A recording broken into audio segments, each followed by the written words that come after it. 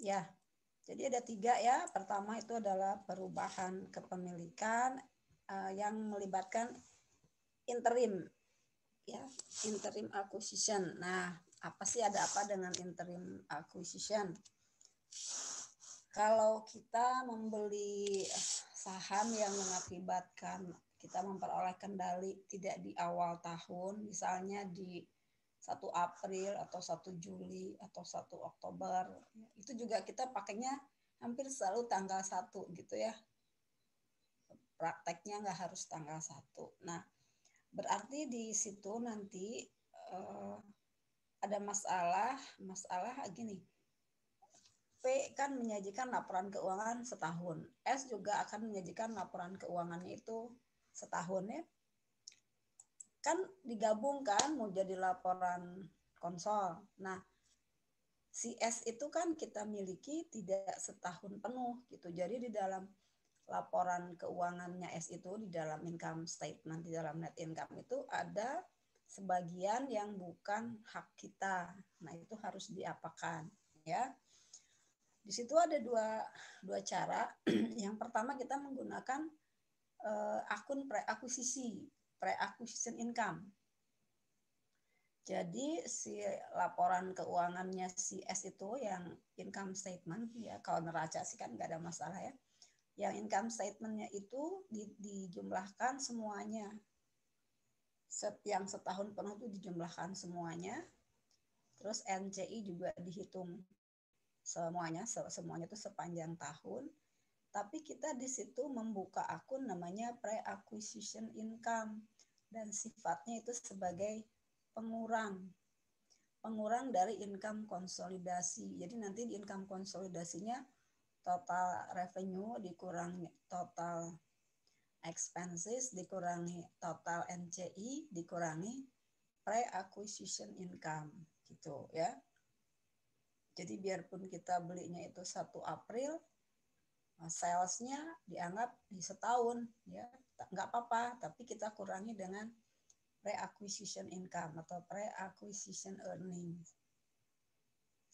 Cara yang kedua ya, itu akun-akun revenue sama expensesnya si S kita kurangi seperempat tahun. Karena kita misalnya kalau belinya 1 April, berarti kan yang bukan hak kita adalah 1 Januari sampai 1 April, seperempat tahun. Jadi akun-akunnya kita potong seperempat. Dan kita tidak punya akun pre-acquisition earning. Ya. Terus NCI-nya bukan NCI total setahun, tapi NCI mulai dari kita memiliki perusahaan tersebut. Ya. Itu yang interim. Nah, yang kedua pertambahan persentase kepemilikan saham. Yang terakhir kita nanti pengurangan. Jadi ada pertambahan, ada pengurangan. Ya, kita lihat dulu yang interim.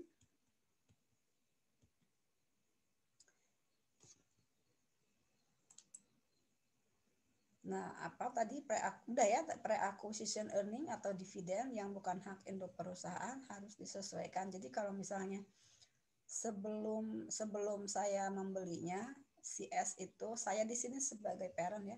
CS itu misalnya memberikan dividen. Saya belinya tanggal 1 April. Dia tanggal 1 Maret memberikan dividen. Nah, berarti kan itu juga ada yang bukan saya gitu ya. Sementara di bukunya S, di laporan keuangannya S itu dividennya itu adalah total. Padahal kan harus keluar semua, harus nol yang S itu ya. Nah, itu si dividennya itu dihapuskan, dieliminasi bareng-bareng dengan saat kita mengeliminasi equity-nya si S ya. Oke. Nah, ini ya. Tadi yang saya bilang tadi. Oke. Contoh ya. 1 April 2016, P membeli 90% saham S senilai 213,7,5. Tidak ada excess cost atas fair value. Ya, ini ceritanya kita abaikan dulu eksesnya ya. Prakteknya sih bisa ada ekses, terus biasa aja nanti ceritanya amortisasi ekses seperti biasa ya. Oke, kita lihat seperti apa penampakan laporan konsolnya.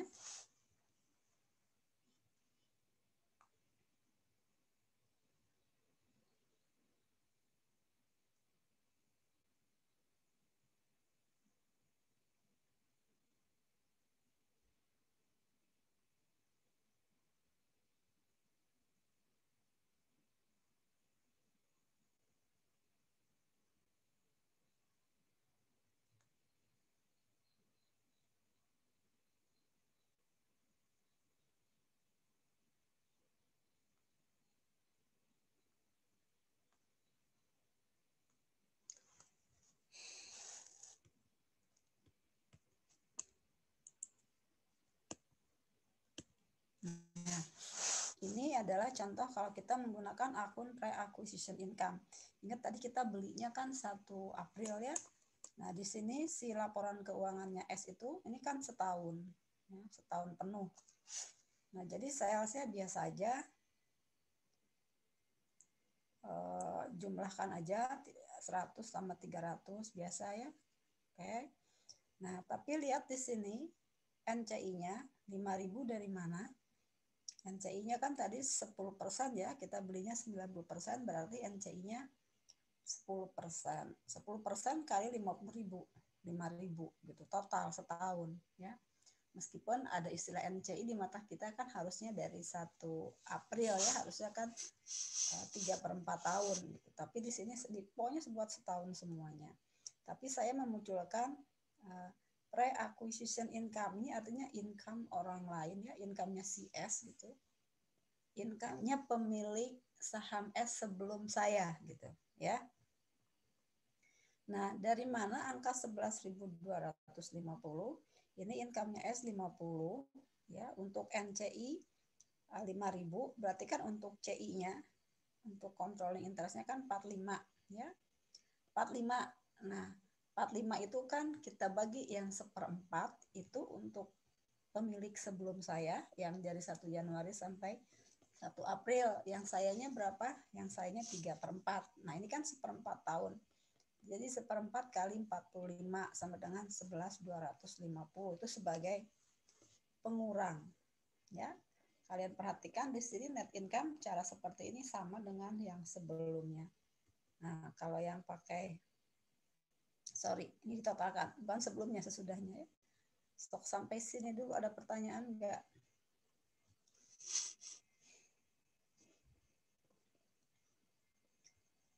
Oke, terus kalau Ibu, saya mau tanya, Bu. Nah. Ya. Siapa? Halo. Ya, siapa yang tanya? Eriko. Ibu, saya mau tanya. Ya. Siapa yang tanya? Eriko. Ya, saya masih belum paham yang kenapa non-controlling interest-nya 5.000. Iya, saya Eriko, Bu, nomor 10. Saya belum paham kenapa non-controlling interest expense-nya 5.000. Itu kan diambil dari 50.000. 50.000 kali 10%. Kan saya belinya, kan di soalnya saya membelinya 90% kan? Berarti NCI-nya kan 10%. 10% kali 50.000. Maaf tadi saya putus. Iya, 50.000. Tapi bukannya si P ini kan mengakuisisi 1 April. Kenapa bukan 37.500? Apanya? Dari kenapa nggak dikali 10%-nya dari 37.500? Kenapa dari 50.000? Karena di sini kita 100%. Ini saya tidak mengurangi salesnya, ditotalkan semuanya. Pokoknya semuanya 100%. Setahun, maksud saya ini penuh setahun gitu. Jadi NCI-nya tuh setahun aja. Jadi nggak 3/4. Karena kita mengurangi, memasukkan akun pre-acquisition income sebagai pengurang. Gitu.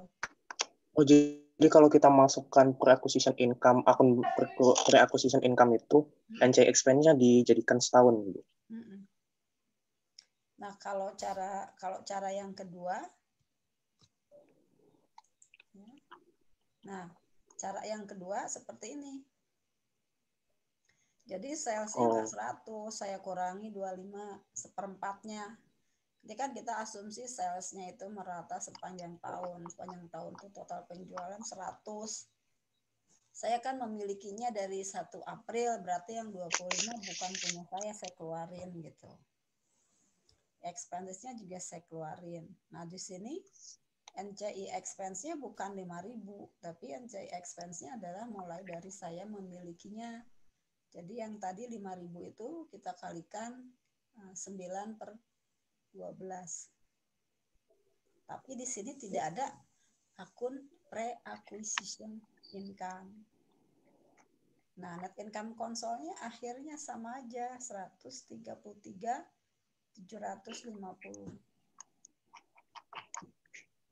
Nah, pre-acquisition income itu jurnal itu ya, untuk jurnal eliminasi. Tuh. Jurnal ya, eliminasi. baik.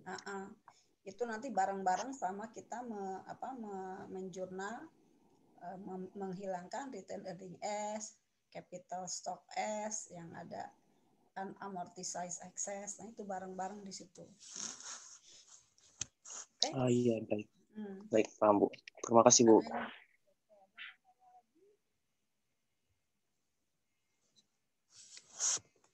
Selain Eriko,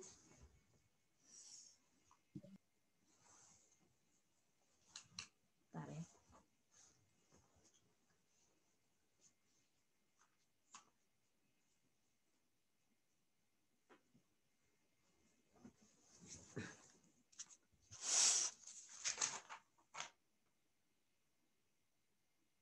Nah, terus kalau kita perhatikan di situ ada dividen income 13.500 ya. Padahal kan dividennya si S 25. Kepemilikan saham saya kan 90%. Kalau 90% kalau dikalikan 25.000 kan tidak 13.500 ya. Nah, 13.500 itu kan 90% kali 15.000. Jadi si S itu yang dividen 25 itu 2 kali. Jadi yang sekali yang 10.000 sebelum saya beli, dia udah bagikan 10.000. Terus yang 15.000 yang setelah saya beli, dia bagi lagi 15. Nah, saya kan kepemilikannya 90%. Kali 15 dapat 13.500 ya. Jadi 25 itu dibagi 2, 10 dan 15 ya. Nah, yang 10 dulu itu kita bagi 2 lagi, itu NCI 1.000, terus CI 9.000. Jadi CI yang bukan saya, jadi pemilik sebelumnya ya. Jadi yang 10.000 itu dia bagikan kepada CI dan NCI gitu ya. Nah, terus yang 15 juga sama, ini CI-nya sekarang saya nih, si parent ini 13.500 sama 1.500. Sehingga dengan pembagian seperti ini, dividennya itu yang 25 itu kita bagi 3. 13.500 itu saya, yang 9.000 itu CI sebelum saya ya, sebelum saya. Sedangkan yang 2.500 itu adalah non controlling interest, 10% kali 25 gitu. Ada pertanyaan sampai di situ? Ya. Jurnal eliminasinya sama aja, dividen income pada dividen ya. Terus NCI expense 5.000 pada dividen pada NCI. Terus yang menghilangkan beginning RE ya, beginning RE 35, kemudian capital stock 200. Nah, kita mendebat pre-acquisition income, terus pada investment in S pada NCI gitu. Ada pertanyaan sampai di situ? Ini kalau kita pakai pre-akuisisi ya. Yang kedua, nah sama aja. Cuma yang kedua tadi, yang kedua itu begini, tidak ada akun pre-acquisition income. Di sini hanya ada sales ya, diganti ya. sales 25, kemudian beginning RE 35, capital stock 200, pada expenses, pada dividen, pada investment, pada NCI. Di laporan konsolnya sama. Sampai situ ada pertanyaan? Ini izin bertanya. Ya, siapakah yang bertanya? Saya Adis, Bu. Nomor absen berapa? 1. Oke. Saya masih bingung yang dividen tadi pembagiannya itu gimana, Bu, yang hitungnya? Yang 13.500 itu dari mana? 9.000 sama 2.500-nya. Oke. Ngitungnya. 13.000 kan saya kepemilikannya berapa persen? 90 kan? Iya. 90% kali berapa ya sama dengan 13.500? 15.000. Jadi yang 25 ya di situ kan dividennya 25 tuh S kan melaporkan 25. Nah, ya saya kan hanya 13.500 atau dengan kata lain dari 15.000. Berarti yang 25.000 itu adalah dua kali pembagian dividen. Yang sebelum saya dia sudah membagi 10. Pas udah saya miliki dia bagi 15 gitu. Jadi yang 9.000 itu controlling interest sebelum saya beli kan dia dimiliki oleh orang lain. Itu yang 10.000 itu ke orang lain dan ke NCI gitu. Jadi pemilik sebelumnya. Kalau NCI-nya biasa, Bu, ya 10% kali 25.000. Iya, berarti waktu dulu yang 10.000 itu Iya. 9.000 dan 1.000. Terus yang kedua yang 15 itu 13.500 dan 1.500. Jadi NCI-nya kan 2.500 ya. Oh ya. Ya, tapi bisa juga dibaca begini. NCI-nya 10% kali 25. Terus yang B itu adalah 90% pemilik sebelumnya kali 10.000. Ya, terus yang 13.500 P yang sekarang. P sekarang dulu kan P orang lain tuh. Ini P yang sekarang 90% kali 15.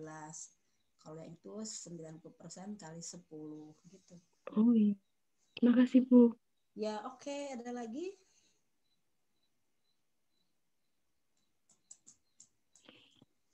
Ada lagi gak?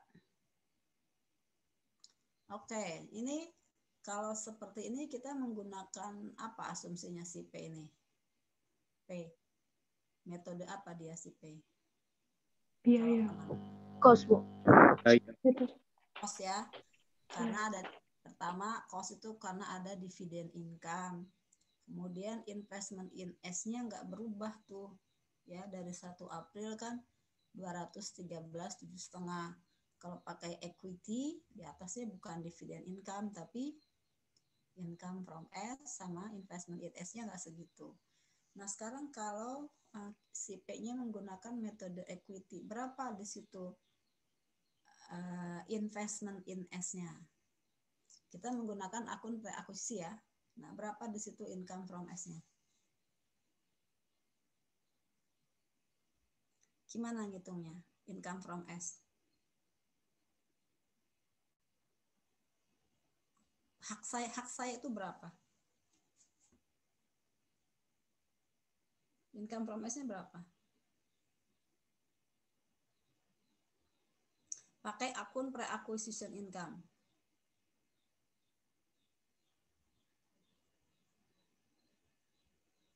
Halo. Kenapa jadi sepi? Belum paham, Bu. Ayo, Masih mencerna, Bu. Gimana cara mencari income from? Ayo, biasa aja. Persentase kepemilikan, Bu, dikali net income. Berarti net income. Di situ tadi berapa? Persentase kepemilikannya berapa? 90%. 20%, Bu. Kali 50 gitu. Ya, kali net income. Dikali 3, bukan 37500. Kurang pre-acquisition, Bu. 500, Bu. 90% kali 50 berapa? 0,9 dikali 50.000. 45.000. 45.000. Udah, benar 45.000 income from-nya. Tadi kita mulai belinya kapan? Mulai belinya April. 1 April. 1 April. Berarti dikali 3/4. 9/12. Ya, 9/12. Nah, 45 kali 3/4 berapa? Tadi 33. iya, 33.750. 33.750. Oh, ada di atas. Ini income from S-nya ya. Income from S-nya 33.750. 33.750 itu tadi 90% ya dikali 50 net income-nya S. Nah, tapi jangan 50 itu kan setahun. Kalau kita kan mulainya dari 1 April, jadi dikalikan 3/4 atau dikalikan 9/12, ketemunya 33.750 ya. Oke, sekarang kita lihat di situnya ini sebagai kontrol aja. Net income-nya S itu kan 50.000 ya. Kalau kita bagi-bagi nih ya. 50.000 itu 5.000 NCI ya. Terus yang punya kita yang CI-nya berapa tadi?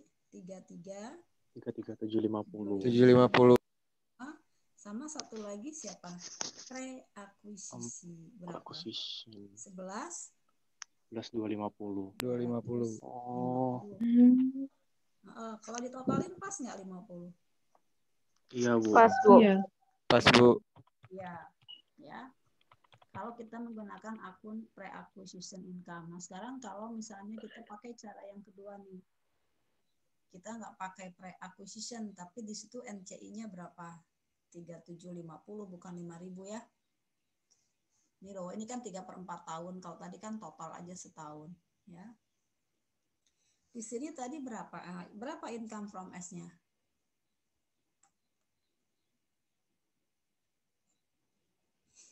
Halo, income from S berapa? 33.750. Mau pakai pre-akuisisi, mau pakai yang kita hilangkan sales COGS-nya 1/4, income from S-nya tetap sama. Berapa? 33.750. Ya enggak? Terus Iya, NCI-nya ya, berapa itu? 3.750. Di total berapa? 33.750 ditambah 37.500. 37.500. Oke. Nah, sekarang income-nya si S itu berapa sih? 50.000. 50.000 itu kan setahun ya. Kalau Iya. 3/4 tahun berapa? 37.500. Jadi kalau kita nggak pakai pre-acquisition income, net income-nya S itu hanya 37.500. 37.500 itu buat saya CI-nya 33.750 dan NCI-nya 37.50. Gitu. Sama nggak? Sama ya. Sama, Bu. Iya. Jadi yang 12.500 itu adalah orang lain sebelum saya gitu. Jadi kalau kita pakai CI, maka di situ ada NCI, CI sama pre-akuisisi. Kalau nggak pakai pre-acquisition income itu hanya CI dan NCI.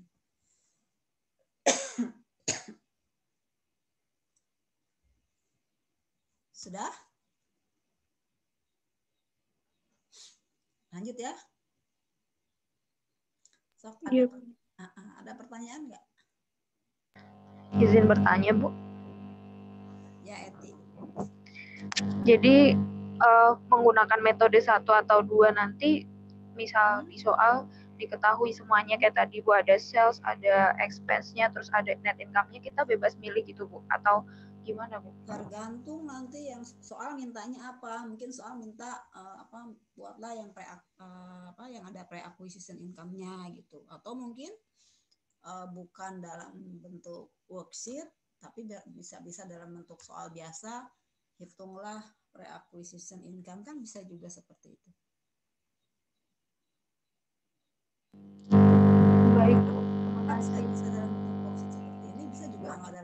worksheet tapi kalian disuruh menghitung berapa misalnya pre-acquisition income-nya, atau nggak worksheet tapi buatlah jurnal, nah kan bisa juga jurnal yang diminta misalnya, atau hitunglah gitu ya Eti ya.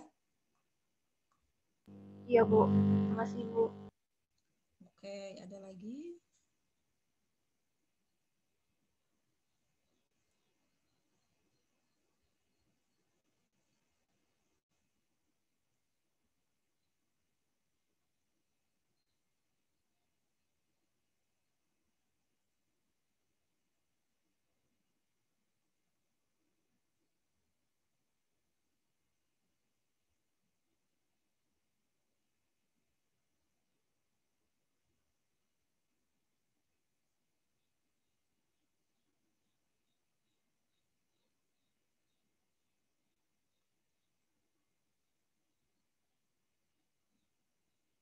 Halo, lanjut. Izin bertanya lagi Bu. Ya, gimana Eti? Kalau misal ada amortisasi Bu, yang setelah kita akuisisi itu, berarti itu nggak ngaruh di net income-nya ya Bu? Cuman ngaruh di NCI expense sama income from S? Enggak, itu mah bukan. Kalau itu yang ini yang 25, yang 12.500 itu murni yang punya S, tidak termasuk di situ yang hasil dengan transaksi dengan S ya. Jadi kalau misalnya misalnya gini, tadi kan kita tanggal 1 bulan 4 ya, terus misalnya sebelumnya ada transaksi dengan saya, dengan si P, tapi kan waktu itu posisinya bukan intercompany, jadi biasa aja. Nah, ketika kalau misalnya setelah gabung, setelah tanggal 1 bulan 4, saya baru misalnya menjual, nah itu baru intercompany transaction, itu seperti biasa aja. Jadi nggak masuk ke situ kalau intercompany transaction-nya. Ini yang S beneran, dia berdiri sendiri sebelum dia bergabung dengan P, itu yang kita kurang-kurangin. Kalau ada ekses gimana? Kalau ada ekses net income-nya. Menghitung income from S-nya, menghitung NCI expense-nya gimana kalau ada ekses? Biasa aja kan? Misalnya tadi pas kita beli yang 213,7,5 misalnya ada paten ya. Kan kalian menghitung amortisasi paten kan? Ya, amortisasi patennya dimasukkan saja ke dalam kurungan saat kita menghitung income from S atau NCI expense. Tapi jangan lupa amortisasinya mulainya dari 1 April, jadi hanya 3/4 tahun gitu. Biasa aja seperti kalian mengerjakan ekses ketika menghitung income from dan NCI, eksesnya dimasukkan seperti biasa. Baik Bu, makasih Bu. Ada lagi?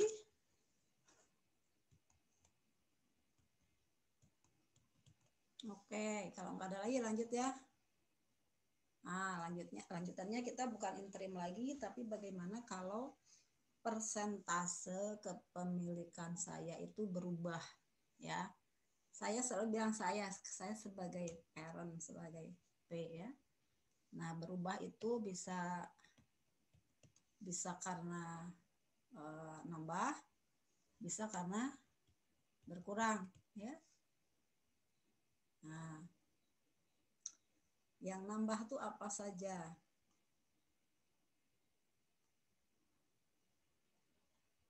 Nambah tuh bisa karena saya beli ya, atau S membeli saham treasury dari NCI. Nah, kalau beli ya, ini kita beli tuh bisa mula-mula kita cost. Ya, artinya belinya tidak punya pengaruh yang signifikan. Terus atau mula-mula saya belinya itu punya pengaruh yang signifikan. Atau saya langsung belinya itu di atas 50%, jadi langsung kendali ya. Terus nambahnya karena apa? Misal cost, saya beli lagi jadi equity misalnya ya. Atau setelah cost saya jadi konsol. Dari equity ke konsol atau dari konsol ke konsol. Ya, kalau dari cost ke equity kan udah belajar tuh di mana waktu di metode equity. Nah, sekarang dari P beli itu cost, equity, jadi misalnya 10%, jadi 30%, jadi 100%. Nah, berarti cost equity konsol. Nah, kalau seperti ini dari cost ke equity ke konsol. Nah, waktu cost ke equity kan kalian suka ada excess ya, suka menghitung gitu kan, terus di adjust. Nah, begitu kita beli lagi dan punya kendali ke konsol, kita melupakan excess yang pernah dihitung. Udah, itu lupakan saja.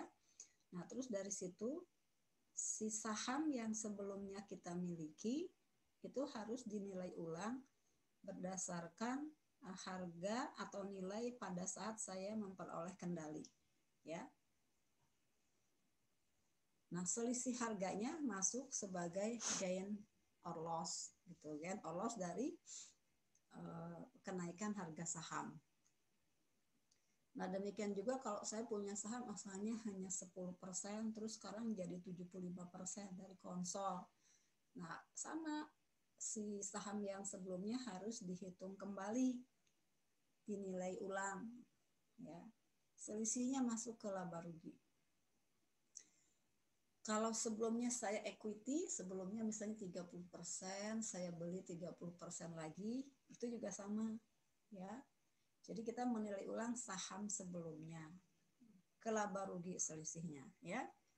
Nah, kalau sebelumnya saya punya 60%, saya beli lagi 10%, jadi 70%, itu kita tidak melakukan penilaian ulang saham sebelumnya, tapi kita menilai saham yang lama itu carrying amount-nya berapa, kemudian saya beli dengan harga berapa, selisihnya masuk ke equity, ke share premium, atau saya menulisnya ke paid in capital, additional paid in capital.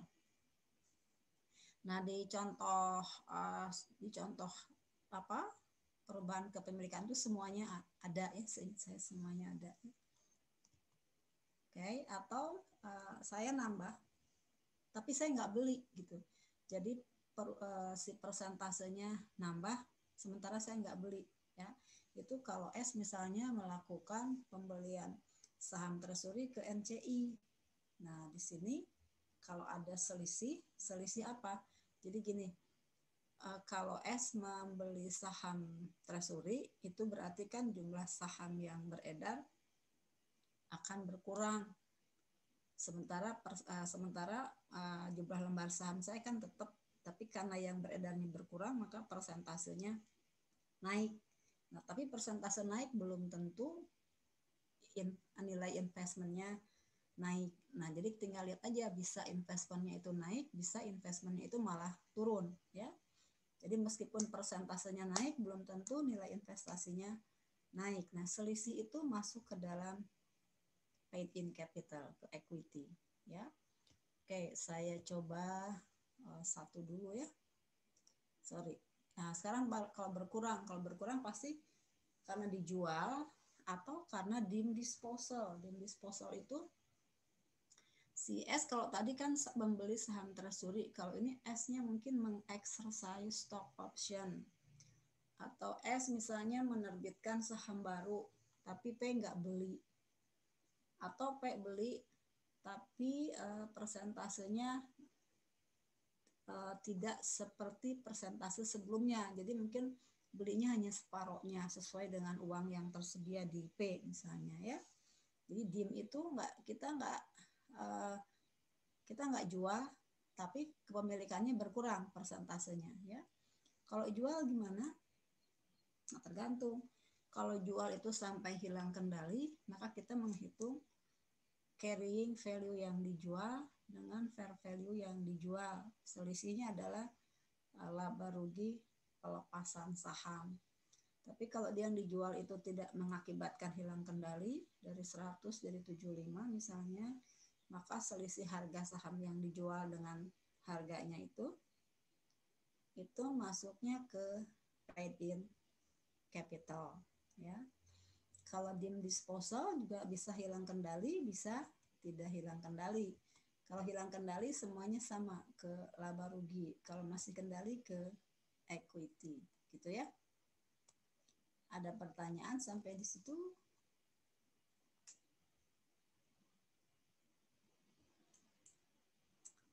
Ada pertanyaan? Laba ruginya itu laba rugi P apa konsolidasi, Bu? Laba rugi P, tapi nanti kan masuk ke konsol. Jadi si P itu kan misalnya yang berkurang ya, misalnya ada yang hilang kendali. Kalau hilang kendali kan udah nggak ada konsol lagi. Berarti untuk P kan, untuk P lah ini. Oh ya. Kan yang perubahan kepemilikannya kan si P. Jadi gini, P itu kalau dari cost atau dari equity ke konsol, maka yang asalnya tidak membuat laporan konsolidasi, sekarang dia akan membuat laporan konsolidasi, ya enggak? Ya. Jadi kalau P tadi misalnya dari cost atau dari equity, terus jadi punya kendali, itu si sahamnya harus dinilai ulang. Itu masuk nanti ke dalam laporan konsol, karena itu akan ada di akunnya P. Tapi pembukuannya awalnya adalah pembukuannya si P. Jadi nanti ini P itu misalnya cost atau P itu equity. Terus dia beli lagi, dapat kendali. Maka si P harus menilai ulang sahamnya, membuat jurnal. Si P juga harus menghitung ada ekses atau tidak saat itu. Kemudian P harus membuat laporan konsol. Gitu. Ya. Iya, Bu. Nah, kalau yang nambah, kalau misalnya asalnya konsol ke konsol, nah siapa yang membukukan? Ya P dong, ya maksudnya P saat beli gitu. Saat beli jurnalnya gimana? Terus pengaruhnya nanti, pengaruh tadi kan kalau saya balik lagi, kalau misalnya nambah nih tadi, nambah yang konsol ke konsol dari 60 ke 70%, misalnya 60% kan dia konsol, ya. Terus dia nambah 10%, kan dia bikin lagi tuh jurnal lagi investment pada cash, terus ada mungkin nambahnya ke paid in capital atau berkurang atau bertambah si paid in capitalnya. Itu nanti penampakannya di dalam laporan konsolnya jadi seperti apa gitu. Ya. Setelah berubah tuh jadi nampaknya jadi seperti apa. Cuma kita nggak bahas sampai sejauh itu. Kenapa? Kayaknya nggak cukup waktunya ya, karena kalian kan punya worksheet yang harus mengakomodir cerita apa inventory, land building equipment, sama apa, sama bonds. Nah, kalau saya sih kalau saya langsung itu saya konsol ke konsol tapi semuanya penuh gitu ya, itu sebetulnya lebih heboh gitu ya. Kan bisa aja sebetulnya saya sebelumnya 60%.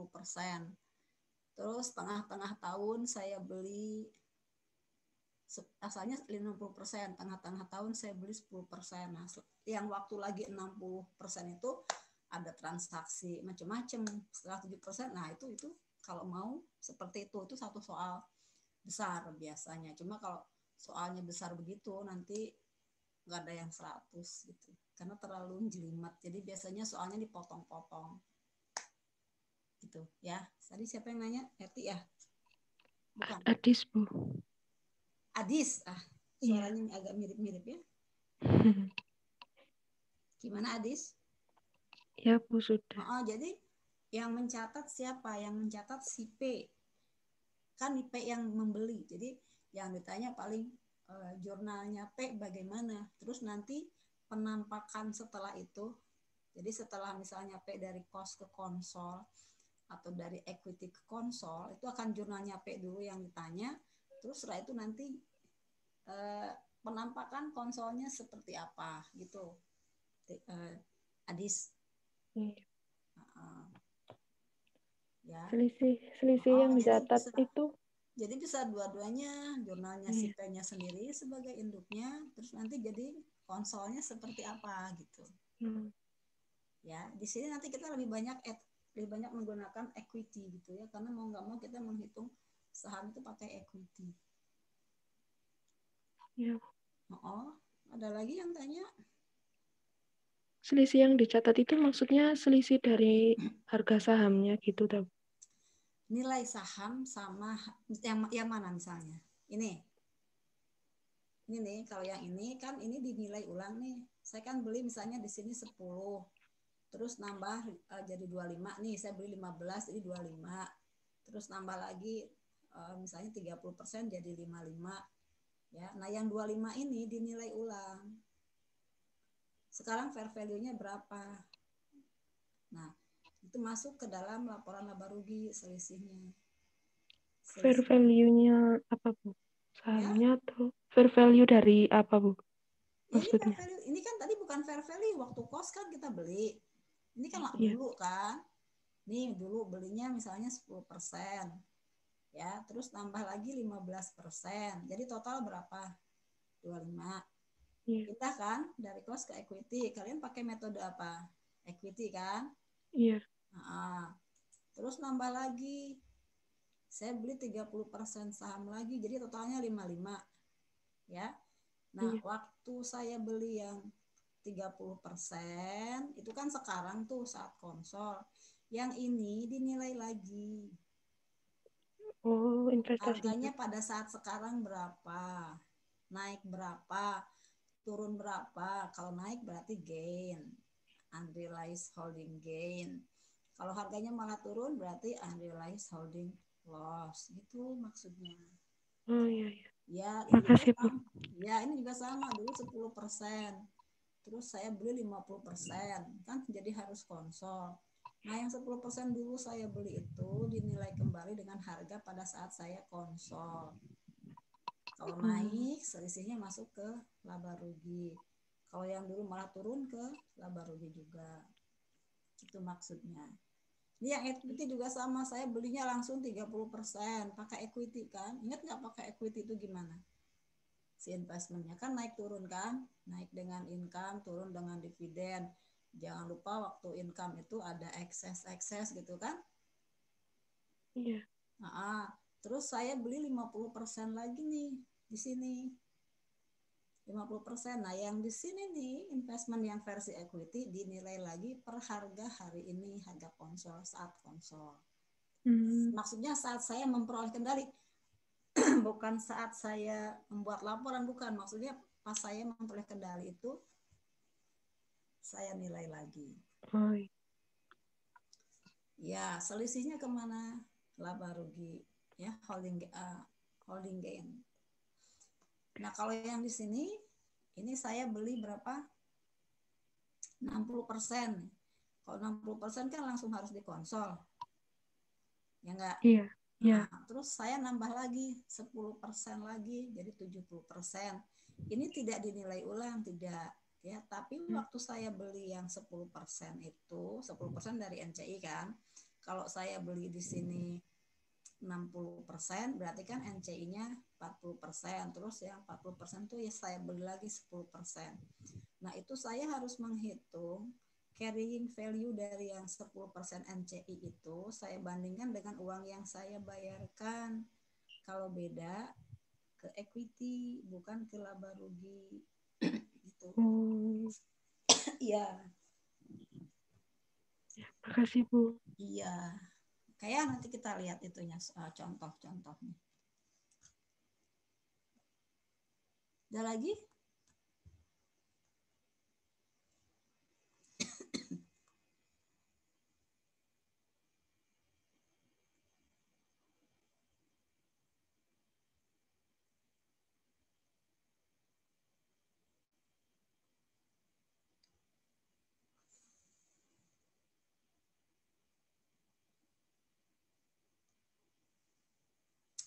Lanjut ya. Oke, lanjutnya adalah ini tadi udah ya, yang berkurang. Nah, berkurang gini ya. Nah, waktu dijual. Waktu dijual kan berarti kita membandingkan carrying amount dari yang dijual dengan fair value-nya. Ya enggak? Nah, kalau misalnya asalnya saya punya 100. Ya, 100%. Terus saya jual separohnya. Kan saya jadi hilang kendali tuh. Jadi saya hanya punya 50%, pasti pakai metode equity gitu kan ya. Nah, yang hilang itu, yang dijual itu pakai fair value. Terus yang sekarang sisa 50% juga pakai fair value. Bandingkan dengan carrying value-nya berapa. Carrying value itu yang dicatat sama kita berapa. Nah, selisihnya ke laba rugi. Gitu. Kalau sebelumnya saya punya 100%, saya jual 25%. Nah, kan yang 25% itu dihitung juga. Ini carrying amount-nya berapa, dijualnya berapa. Ya. Ya enggak? Nah, selisihnya kemana? Ke equity, enggak ke laba rugi gitu. Karena saya masih konsol, dari 100 ke 75 masih konsol. Terus kalau yang dim disposal itu yang enggak berasa gitu ya. Dim itu kan lampu, kalau di mobil kan lampu kayak lampu jauh ya, lampu-lampu yang enggak terang banget, jadi enggak berasa, tahu-tahu saya kehilangan kendali ya. Jadi misalnya si S itu punya di dalam struktur modalnya ada stock option atau stock warrant misalnya. Terus sama dia di exercise, jadi jumlah saham yang beredarnya nambah. Berarti punya saya jadi kurang secara persentase. Sahamnya nggak kurang, tapi persentasenya kurang. Nah, kalau misalnya demikian banyak berkurangnya, berarti saya hilang kendali. Kalau yang namanya hilang kendali ke laba rugi. Jadi selisih pergeseran atau pergerakan nilai investasi saya. Ya, jumlahnya lembarnya nggak hilang, tapi nilainya bisa turun. Tapi ya bisa turun, nah, atau bisa juga naik. Ya, kalau itu masuknya sama ke laba rugi. Kalau hilang kendali nggak ke laba rugi, nah masih equity. Jadi yang laba rugi itu dari cost equity ke konsol, atau dari konsol ke cost atau ke equity, itu laba rugi. Ya. Selebihnya kalau konsol dan konsol itu ke ekuitas. Ada pertanyaan sampai di situ?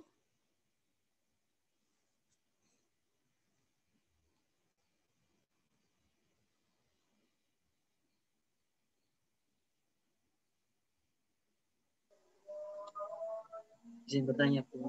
Ya.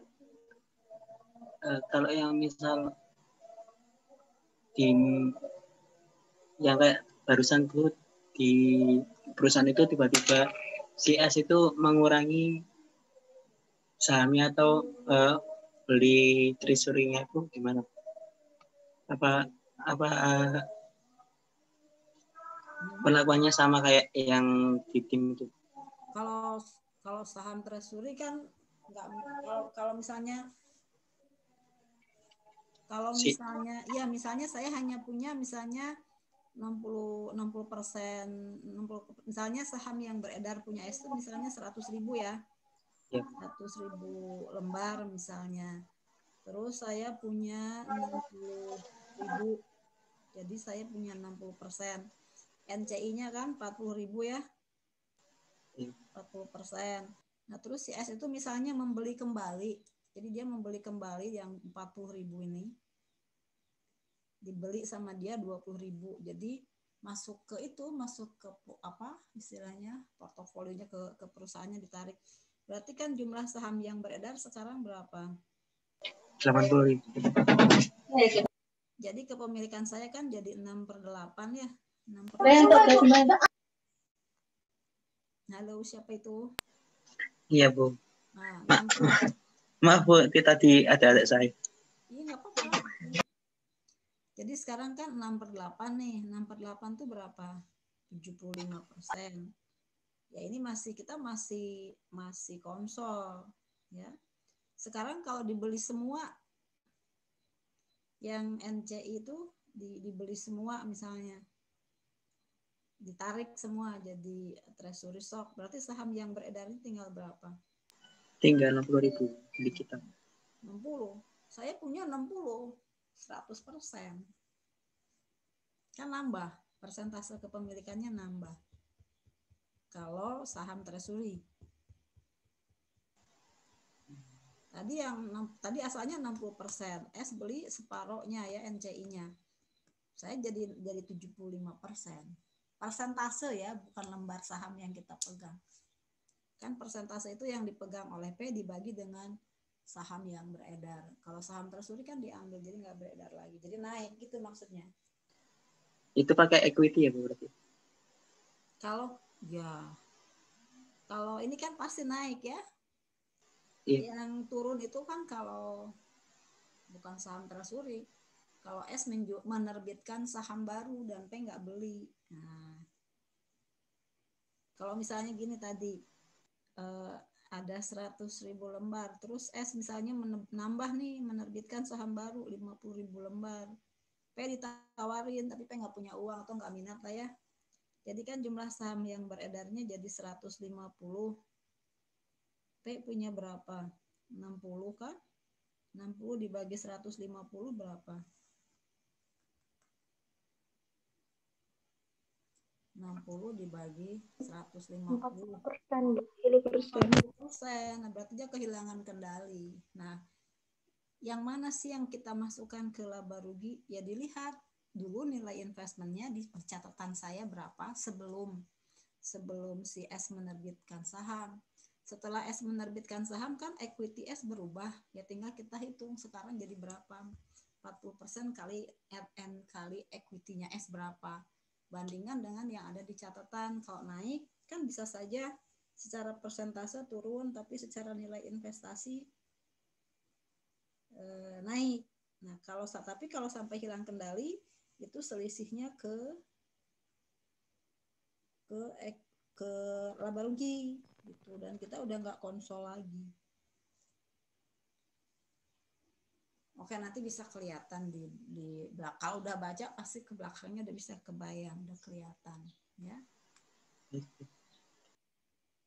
Oke, gimana?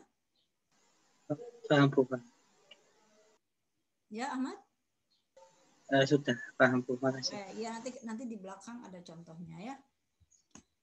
Kayak ini contoh nih dari cost ke konsol ya. Jadi saya beli sahamnya, saya selalu bilang saya ya, maksudnya saya di sini memposisikan diri sebagai parent. Saya 3 kali beli sahamnya dalam setahun ini, 1 April, 1 Juli, 1 Oktober. 5%, 5%, 80% ya. Itu angkosnya beda-beda tuh. 5% yang pertama 7.000, 5% yang kedua 8.000, 80% yang ketiga 210. Jadi sekarang kan saya sudah 90% ya enggak? Sudah punya kendali. Begitu punya kendali, saya harus menghitung ekses. Yang kedua, saya harus menilai kembali tuh saham yang 10% yang sudah pernah saya miliki itu berapa. Ya. Nah, waktu terakhir saya beli dan saya memperoleh kendali, itu saya beli 80%, saya harus bayar berapa? 210. Saya bayar 210 kan? Berarti kalau saya bayar 100%, kalau saya beli 100%, artinya total nilai saham perusahaan itu berapa itu?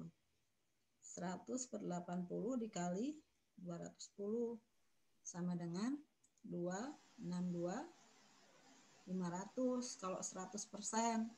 Nah, yang lama itu berapa? 10% kan? Jadi yang lama itu harusnya 10% kali 262 500 sama dengan 26.250. Padahal tercatatnya di saya berapa? 15. Ya enggak? Iya, Bu. Kurang berapa harus? Jadi nambah, maksud saya jadi naik dia. Naik 11.250. Jadi waktu 1 Oktober itu saya bikin 2 jurnal. Pertama-tama investment pada kas 210. Terus yang naik itu tadi investment pada gain. Terus ada yang nanya, Bu, mungkin waktu tanggal 1 April, 1 Juli itu kita kelompokkan sebagai trading ya. Mungkin kalian misalnya investment in trading securities. Ya itu tinggal ditambahin aja. Jadi investment pada investment in trading securities. Yang berapa tadi? Yang 15.000 gitu. Sehingga per 1 Oktober saldo investment itu bukan 225, Tapi 236.250. Sampai situ ada pertanyaan nggak? Nah, ini yang dimaksud dengan ini nih. Ini kan saham lama dinilai kembali 11.250. Jadi ini harus dijurnal sebagai gain. Masuk ke bukunya siapa? Bukunya P. Nanti di dalam laporan keuangannya muncul.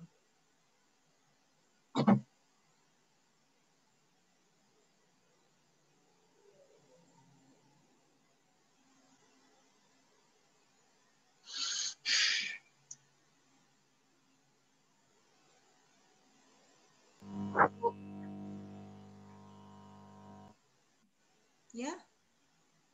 Itu yang di slide PPT itu maksudnya 231 ya Bu ya, yang investment in S-nya itu. Yang investment in S-nya kenapa? 231. Bukan. 231 dari mana? Karena di situ cashnya 220, terus gainnya 11.250 Bu. Oh ya, maksudnya ini ya? Iya Bu, di slide. Ya, diganti aja sebentar.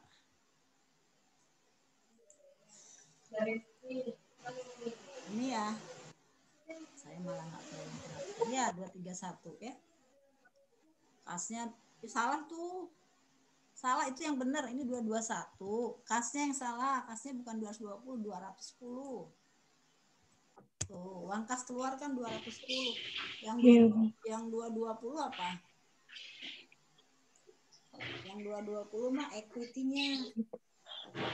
Nah, dari situ kita bisa menghitung adanya ekses.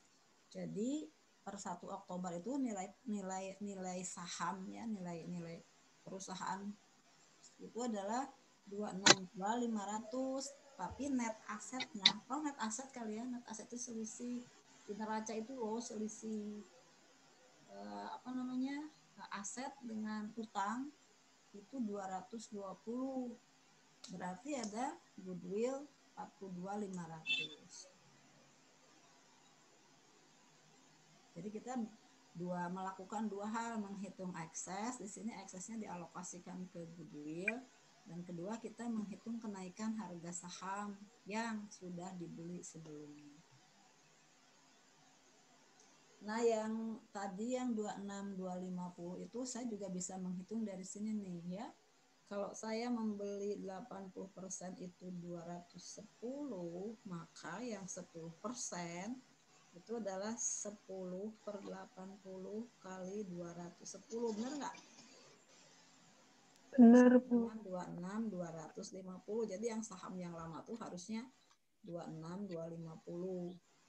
Tapi tercatatnya 15.000. Jadi berarti harus naik ya. Laba 11.250. Begitu.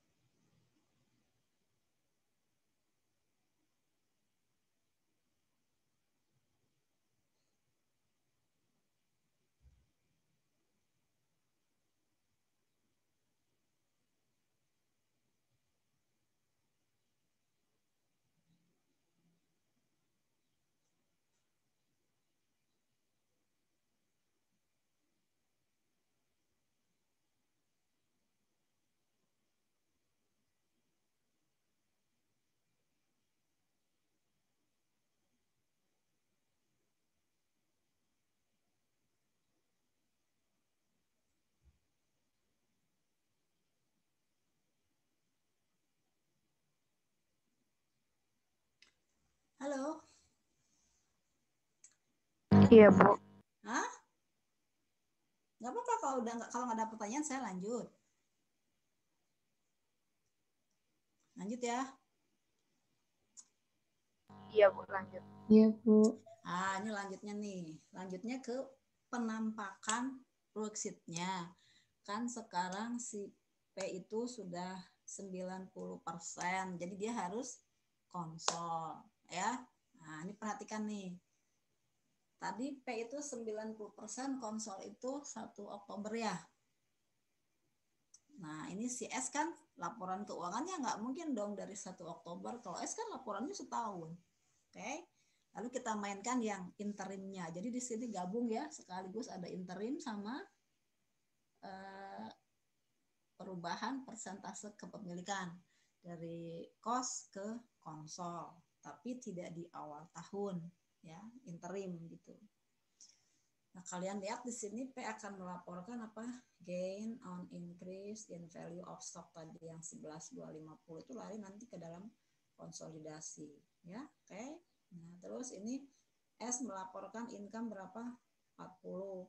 Ya kita mainkan, kita mau pakai yang pre-akuisisi atau kita mengurangi yang sales sama COGS-nya sama expenses-nya? Yang sales, Bu. Ya. Tadi kita belinya kapan? 1 Oktober ya, bukan belinya. Dapat kendalinya, beli dan dapat kendali 1 Oktober. Oke, berarti hak kita hanya 3 bulan ya. Hanya 1/4 tahun. Berarti yang 3/4 tahun saya keluarin karena itu bukan punya saya. 3/4 kali berapa? Kali 150. Ya. Expensesnya juga sama, 3/4 kali 82.500. Oke. NCI expense dari mana? 1.000, ayo.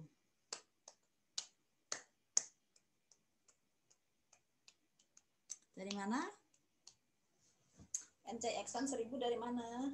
10% kali net income 40 kali 1/4, Bu, 3 bulan. Oke, jadi 10% kali 40 kan 4.000 kali 1/4 tahun ya.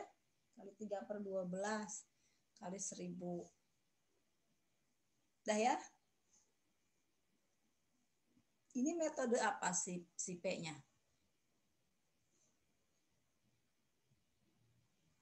P pakai metode apa ini? Hai. Halo. P pakai metode apa ini? P-nya. Dia udah konsol, tapi dia tetap konsisten pakai apa dia? Ini pilihannya cuma 2. Halo. Biaya ya, Bu.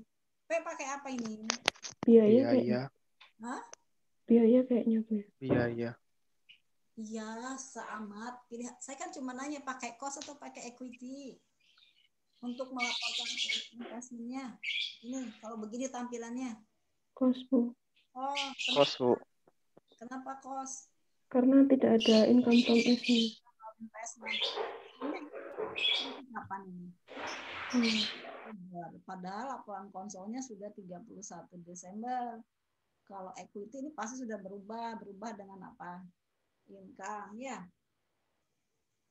Halo sayangku. Iya, Bu. Oke, sekarang Iya, Bu. sekarang kita pakai ini. Tapi P-nya pakai metode equity. Ayo cari berapa income from S-nya.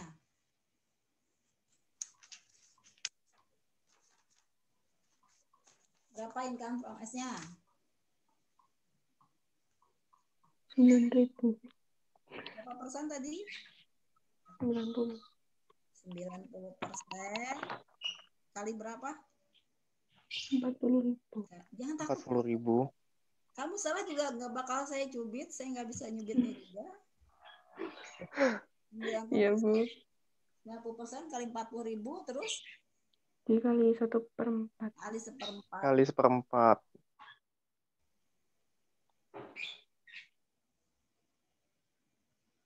9 ya? Iya. 9.000 kan? Benar? Iya, Bu. 9.000.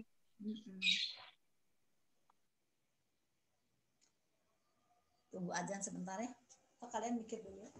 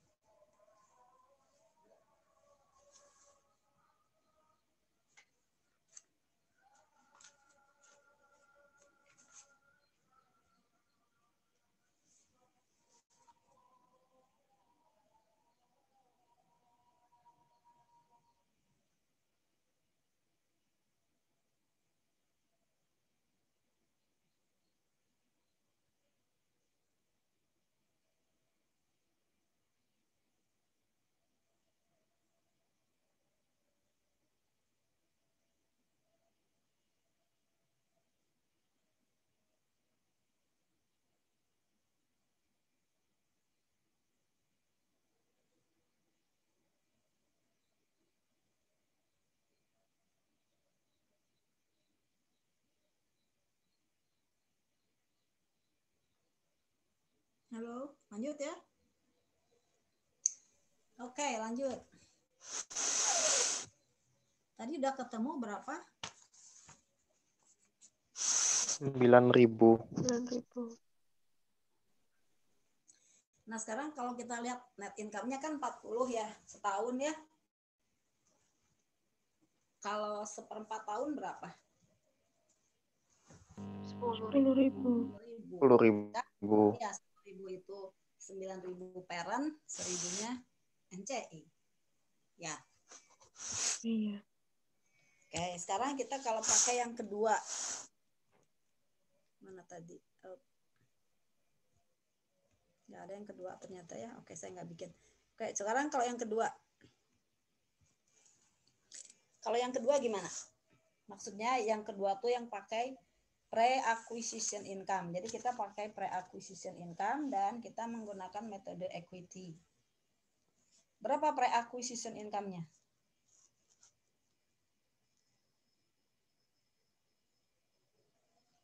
Pre-acquisition income-nya berapa? Hai. Cari NCI expense dulu. NCI expense-nya berapa? Kalau kita menggunakan 4.000. Pre-acquisition income berapa? 4.000. 4.000, oke. NCI expense-nya 4.000 ya. Oke. Sekarang berapa tadi pre-acquisition income-nya? 30.000. Berapa persen? 90%. Ya, 90%. Kali berapa? Net income S berapa? Kali 40 dikurangi berapa? Kurangi 4. 4.000. Oh, 40 kurang 4 itu kan berapa itu? 36.000. 36 kali 90 berapa? 27.000. 27.000. 32.400. 32.400. Tunggu. Iya, Ya, 32. Mau nyampe. NCI expense-nya kan tadi 4.000, jadi 10% kali 40. NCI pre-acquisition income-nya? Pre-acquisition 30. kita 1 Oktober, jadi 9/12 dong ya? Iya, 9/12. Apakah pre-acquisition income pakai 9/12 enggak? Iya. Tidak. Iya. Kita lihat dulu. Balik lagi ke Iya enggak sih? mana tadi yang cerita pre-acquisition income?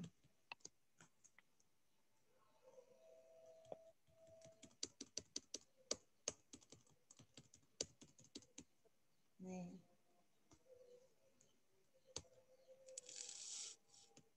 Yang sebelum ini. Ayo, pre-acquisition income-nya berapa? Sekarang income from S-nya berapa?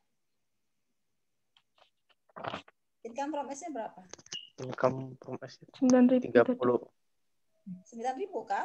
Iya, 9.000. Ya, iya itu 40.000 dikali 90% kan? 90% dikali 3/4 gitu kan? Dikali kok 3/4? 3/12. 40. Jadi 9.000 kan? Iya. Income from S-nya 9.000. NCI expense-nya 4.000. Oh. Terus itunya berapa? 27. Iya. Total berapa? Kalau di total? 40. Ya, 40.000. Benar kan? Kalau pakai pre-akuisisi. NCI-nya 4.000, income from S-nya 9.000, pre-acquisition income-nya ya setahun aja tapi 90% gitu ya. Tapi yang 40-nya harus dikurangi dengan bagian NCI. NCI-nya 4.000, jadi 40 dikurangi 4 itu kan buat NCI. Jadi si NCI-nya 4.000 ya. Karena net income-nya 40, berarti untuk CI-nya kan 36. Ya, untuk yang 90% kan 36. 36 dibagi 2 gitu. CI yang lama, CI yang lama itu 27, CI saya sekarang controlling interest berapa? 9. Ya, ditotalkan 40. Gitu ya. Jadi yang acquisition income nggak dikalikan lagi berapa tadi?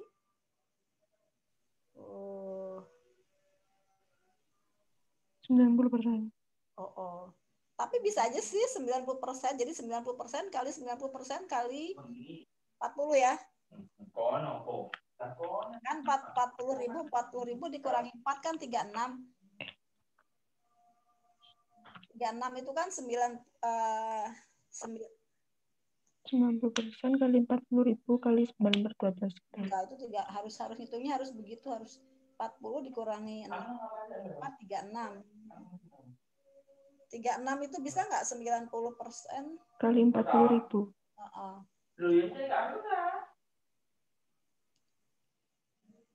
Kalau saya udah nggak dikalikan lagi 3/4 tahun ya. Langsung aja itu 3. Jadi 40.000 dikurangi 4.000, 36 dikalikan 90. Yang 9/12-nya udah nggak usah dihitung lagi karena di sini kita kalau pre-akuisisi kita semuanya 100%. Maksud saya 100% itu setahun penuh gitu kan, salesnya setahun penuh, expensesnya setahun penuh, NCI expense-nya setahun penuh. Nah, sisanya kan tinggal 36 tuh. 40 dikurangi 4 ya. Tinggal 36 bagi 2. Dia dan saya gitu. Dia itu yang dulu ya. Dan saya yang sekarang gitu, yang 27 tadi. 27 itu tadi berapa? Ya tadi 90% kali 36. Bukan 90% kali 36, Bu, tapi 9/12. Kalau 36.000 dikali 90%. Sorry. 9/12. Iya. Kalau saya 3/12, sorry. Ya. Jadi kalau tadi 40.000 itu 4.000-nya untuk NCI. Ini keseluruhan tahun ya. Terus sisanya 36.000, ini kita bagi 2, punya saya 1/4 tahun, punya NCI 3/4 tahun. Sorry, bukan 90%. 9 maksudnya 9/12, bukan 90%. 9/12 gitu ya. Karena hak dia adalah dari Januari sampai Oktober. Kalau pakai pre-akuisisi, kalau nggak pakai pre-akuisisi berarti di sini 1.000. Terus tadi income from S-nya berapa? 9.000. Ya.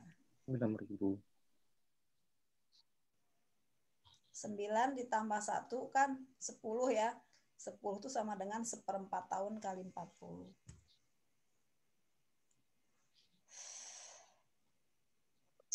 Lanjut.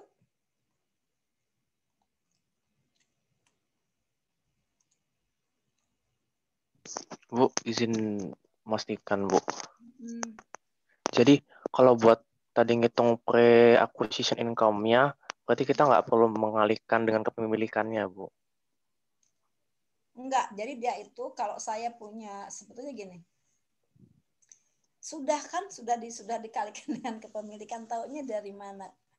Kalau di sini NCI-nya itu 10%, iya. 10% berarti kan si pre-akuisisi berapa? 90%. 90%-nya. Oh iya. Itu kan tadi kan NCI-nya 4.000, itu kan 10%. Terus yang sisa 36 itu kan sebetulnya udah 90 ya enggak? Oh iya benar. Oke.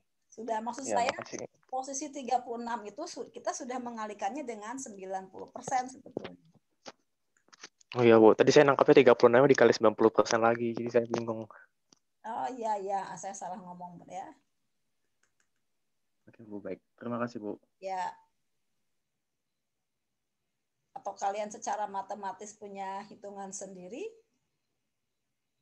Karena 0,9 kali 40.000 kan 36, jadi yang 36.000 itu tadi bisa 4, bener kan 40.000 dikurangi 4 itu kan 4.000 itu kan 10%, ya enggak?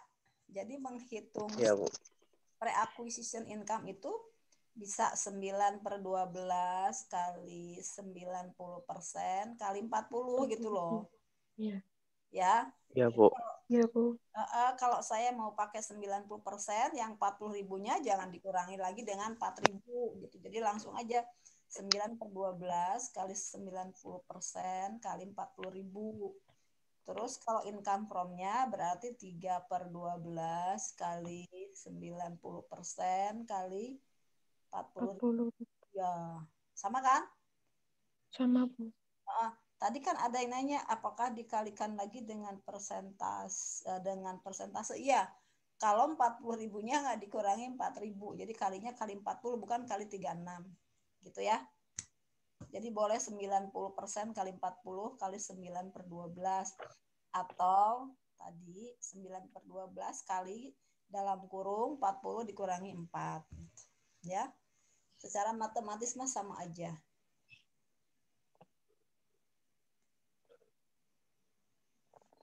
Move on, kita balik. Ini nambah atau gimana? Lanjut, sorry, bukan nambah. Lanjut.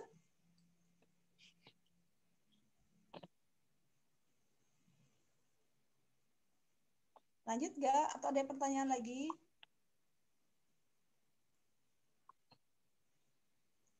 Lanjut, Bu. Oke, nanti diulang lagi ya. Oh, tar dulu. Kalau kita menggunakan tadi metode equity, kan di sini akan ada income from investment 9.000. Ya, berarti di sini bukan 236 ya. Di sini tambah 9.000. Di sini bukan 66125. Di sini tetap 75125, tinggal nambah 9.000. Nah, mau pakai metode cost dan pre-akuisisi, equity pre-akuisisi, cost kayak begini, nggak pakai pre-acquisition income, equity seperti ini, itu laporan konsolnya ujung-ujungnya sama ya. Jadi kita punya berapa sih? Punya 4 ya. P-nya pakai cost, terus di sininya pakai pre-acquisition income. P pakai cost, tapi nggak pakai pre-acquisition income, itu udah ada 2 ya. Terus P-nya pakai metode equity, terus untuk interimnya dia menggunakan pre-acquisition income. Terus P pakai equity tapi tidak menggunakan pre-acquisition income. Jadi kombinasinya ada 4 ya. Tinggal kalian bolak-balik sendiri aja. Bedanya hanya main di apa? Kalau mau pakai pre-akuisisi, kalau metode equity, kita hanya income from-nya sama aja ya. Mau pakai pre-akuisisi atau enggak sama aja income-nya segitu. Dividen income juga sama. Nah, yang beda pre-akuisisi dengan bukan pre-akuisisi itu hanya di NCI. Oh. Ya, NCI-nya sama. Kalau pakai pre-akuisisi NCI-nya setahun penuh ya. Iya. Kalau tidak ada pre-akuisisi ya berarti dari mulai kita memilikinya sampai 31 Desember. Dengan asumsi laporannya 31 Desember. Oke, nanti dibaca lagi ya. Nah, kalau hanya sekali mah susah memangnya. Oke, semester depan kita ini lagi ya, PJJ lagi ya. Iya, Bu. Iya, Bu. Jadi kita mungkin 1,5 tahun ya. Semoga. Nggak kebayang kalau ya Allah. Saya pikir kita sudah akan PJJ, sudah akan offline, tapi nggak bisa ternyata ya. Oke, lanjut ya. Lanjutnya apa? Ini kalau dilihat soal ini apa? Ini gabungan dari interim dan perubahan kepemilikan. Jadi kita kepemilikannya berubahnya itu di tengah-tengah tahun gitu ya. Tapi kalau di soal bisa saja sudah lewat setahun. Jadi misalnya tahun lalu saya punya 10%. Terus tahun sekarang tidak di tengah-tengah 1 Januari. Bisa juga udah 1,5 tahun yang lalu gitu ya. Oke, itu malah variasi soal. Nanti kalian diubek-ubek sendiri atau di workbooknya dilihat ya. Nah, sekarang bagaimana kalau yang bukan ke laba rugi? Contoh soal ya, bertambah tapi dari konsol ke konsol. Ini misalkan 1 Januari P membeli 70% saham S senilai 700 tunai. Nilai wajar net aset S yang dapat diidentifikasi adalah 960. Jadi kita hitung goodwill ya. Total nilai perusahaan kan 100 per 70 kali 700 sejuta ya. Net asetnya 960 berarti goodwill-nya 40.000. Nah, untuk tahun 2016 S memperoleh net income 150.000 dan membagikan dividen 40.000 sehingga net aset per 31 Desembernya 1070. Dari mana 1070? 960 ditambah 110.000 ya. Goodwill nggak asumsi tidak ada impairment. Nah, kemudian tanggal 31 Desember S membeli lagi 10% saham S dari NCI, kan dipegang NCI 30%, dipegang saya 70%, dia beli lagi tuh 120. Oke, jurnalnya gimana? Jurnal waktu Januari jurnalnya gimana? Investment pada cash 700.000, ya enggak? Terus net income, ya, itu tinggal asumsi aja kita pakai apa ya? Oke, pakai equity misalnya. Yang 150.000 itu kan jurnalnya investment pada income. Yang dividen cash pada investment, gitu kan? Nah, 31 Desember P beli lagi. Kalau beli lagi berarti investment pada cash 120.000. Nah, tapi nggak berhenti sampai di situ. Nah, yang kita beli itu kemahalan atau kemurahan? Kita lihat nilai saham NCI itu berapa. Dulu NCI itu nilainya berapa waktu awal? Kalau total nilai perusahaan itu 1 juta, NCI-nya 300.000, berarti NCI-nya dulu 300 kan? Yaitu 30 kali sejuta sama dengan 300.000. Oke.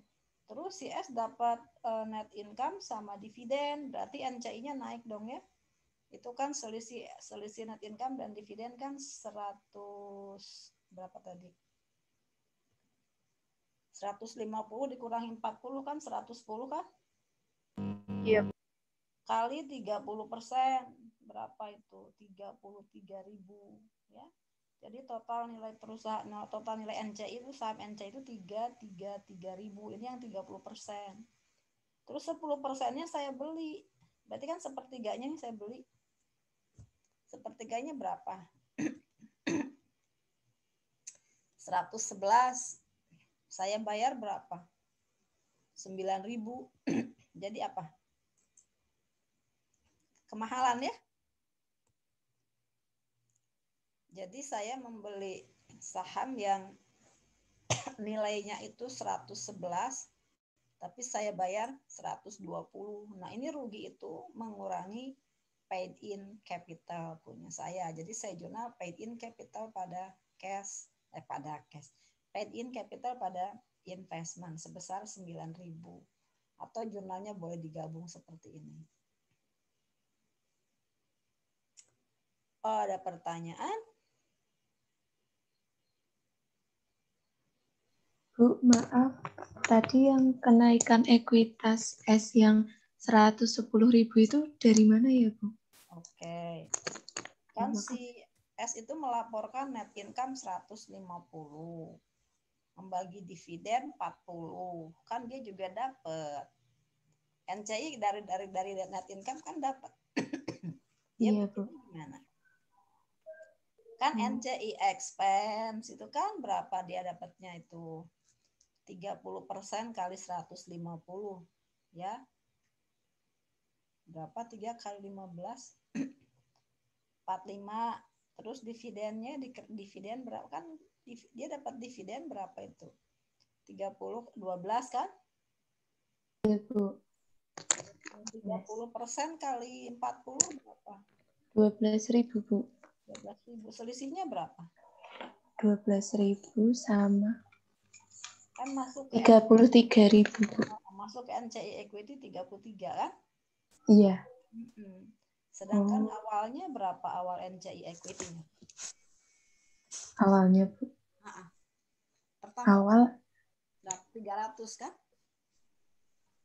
Iya, Bu. 300 itu dari mana, Bu? Oh iya, 300, Bu. 70%, Iya. 700. Kalau Iya. 100 kan sejuta kan? Iya. Oh iya, 30%-nya 300. Termasuk di dalamnya udah ada videonya. Jadi Iya. 300 gitu. Oh iya. Terus nambah lagi nih 33. Jadi total Oh iya. 333 gitu.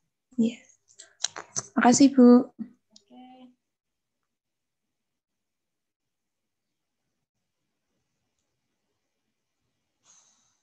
Ada pertanyaan?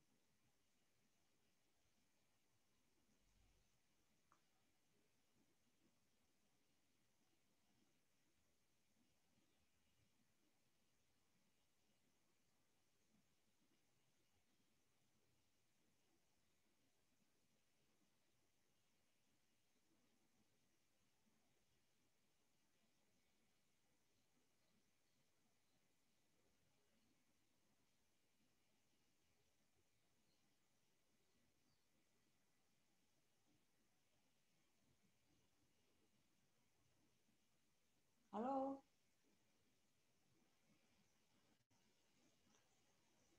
Lanjut ya. Kalau diganti sekarang P. Jadi maksud saya gini. Tadi dia membeli dengan harga 120 padahal nilai saham di NCI itu adalah 111. Nah, selisihnya itu kan rugi ya. Itu tidak boleh masuk ke laba rugi, tapi masuk ke additional paid in capital atau kalau kalian kan biasa menyebutnya sebagai share premium gitu. Sekarang ganti, kalau P bukan beli tapi dia jual. Ayo, ini langsung ya, berarti yang kita pindah ke belakang. Kalau jual dari konsol ke konsol. Kalau dijual 10% kan si S masih konsol kan, karena masih 60% ya. So, kalau jual kira-kira jurnalnya gimana? Kalau jual, P yang jual. Maka berapa nilai sahamnya si P itu yang dijual itu? P gimana? Berapa di P? Di P berapa nilai saham yang tercatatnya? Dulu P berapa dulu? Awalnya 700. Terus tambah net income. Itu kali 15 berapa? 7 kali 150, 70%. 105. 777, Bu. Iya. Karena kan 700 ditambah 105 dikurangi 7 kali 48 ya. Jadi totalnya 777. Ini untuk 70%. Dijual 10%-nya. Jadi kan 1/7 ya enggak? 1/7 kali 777 sama dengan berapa? 111 juga ya. Iya, Bu. Jadi jurnalnya gimana? P jual nih. Cash. Cashnya berapa? Dijual harga berapa, Bu? S-nya 120. 120. Pada investmentnya 111. 111. Berarti untung 9. ya. Itu.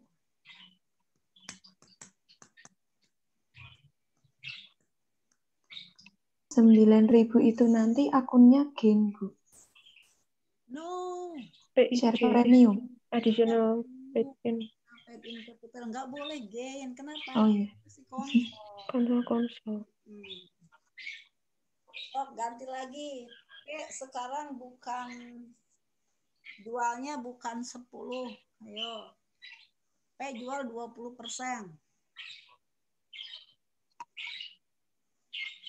Nah, kalau jual 20%, ya. Kalau jual 20%, misalnya jual 20%, maka si P sekarang tinggal berapa? Tinggal 50%, dia nggak konsol, ya. Nah, kalau seperti ini yang 50% harus dinilai berdasarkan fair value saat dia kehilangan kendali. Terus yang 20% yang dijual tadi nilainya berapa ya? Per lembar tadi kan 111 dong. Tadi berarti 20%, 70 kali 777. Ya. Iya. 2/7. Jadi berapa? 222. Ya. 222. Terus pasti di situ jangan 120 dong. Terserah lah berapa ya. Nah, di situ ini kan tadi 10%, 120, kalau 20% nggak segitu dong ya. Nggak 120, pasti lebih dari itu lah. Lebihnya berapa? Nah, itu yang selisihnya. Karena sekarang saya kehilangan kendali, maka dia harus ke laba rugi. Laba rugi pelepasan saham. Jadi, laba atau rugi penjualan saham. Nah, terus yang sisa di kita 50%, itu juga harus dinilai berdasarkan fair value. Fair value-nya sekarang berapa? Karena tadi kita kan 777 dibagi 2 nih, 20% dan 50%. Yang 20% kan 222, yang ini 555 gitu kan? Iya. Nah, yang 222 itu ini carrying amount-nya, terus dijualnya berapa, nanti selisihnya laba rugi pelepasan saham. Terus yang 555 itu dinilai fair value-nya sekarang yang sisa berapa. Karena mungkin saja yang sisa dengan yang dijual fair value-nya mungkin tidak sama gitu ya. Nah, yang fair value-nya ini selisihnya, ini juga masuk ke laba rugi. Tapi laba ruginya bukan laba rugi pelepasan saham, tapi laba rugi kita transfer dari investment yang tadi pakai konsol, nah sekarang kita mungkin jadi trading atau jadi available sell gitu ya. Itu kalau cost ya. Kalau equity ya berarti kita sekarang pakai metode equity. Nah, kalau seperti ini berarti saya selanjutnya tidak membuat laporan konsol lagi. Udah, kita berhenti di 50%. Selanjutnya pakai equity. Tapi mulainya si investmentnya yang 50% bukan 555. Tapi mulai dari harga wajar saat itu, saat kita kehilangan kendali. Jadi di sini kita mengakui akan ada dua laba atau rugi. Laba rugi pelepasan saham sama laba rugi perubahan transfer kategori gitu, yang asalnya itu kita konsol menjadi tidak konsol. Ya. Itu nanti ada di contohnya di belakang-belakangnya.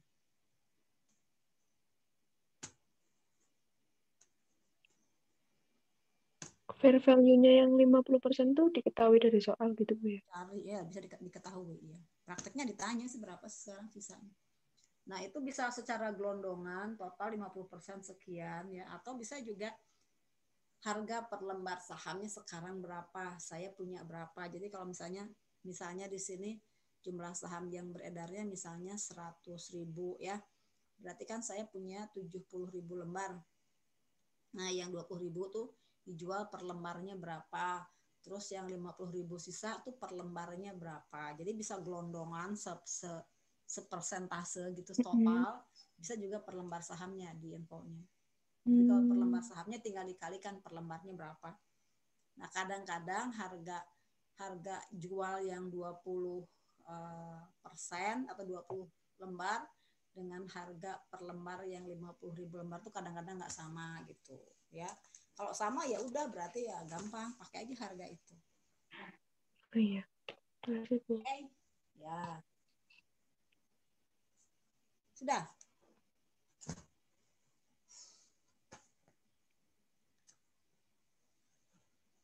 Ada pertanyaan kah?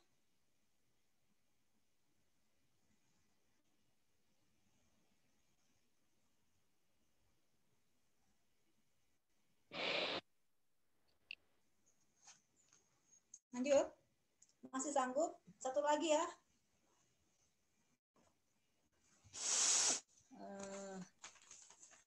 Sebentar, tadi saya lupa, saya udah masuk ke portalnya belum ya? Oh ya, sebentar ya, saya mau lupa itu tadi.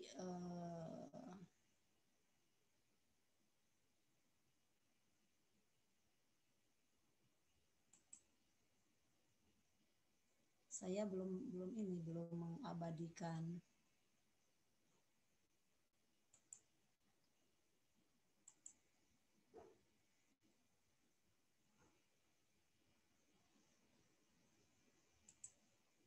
Sebentar.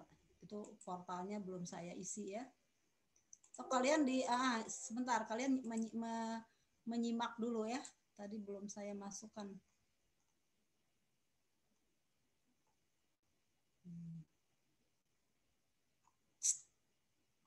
Kalian tuh kelas berapa sih? 5-11 ya? Iya, Bu. Ya, belum saya record ini ya. 5-11, oke. 5-11. Ayo disimak dulu, nanti saya itu ada pertanyaan ya. Atau kalau nggak ada pertanyaan, kita nanti satu hal lagi. Setelah itu istirahat dulu karena panas kepalanya ya. Unggahan 5-11 tanggal 14 Januari.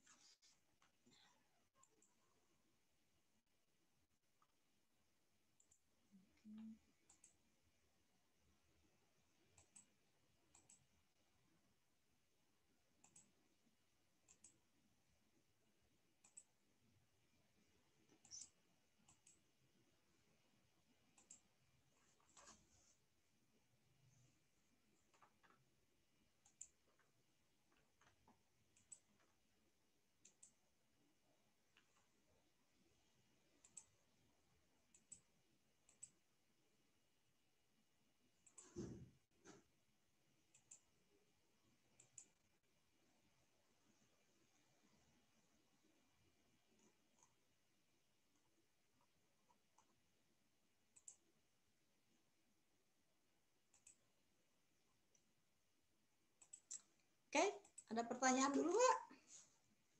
Ini ada yang chatting, siapa ini? Oh, oke. Ini siapa satu orang yang ngilang dari sini ya? Nggak ada pertanyaan?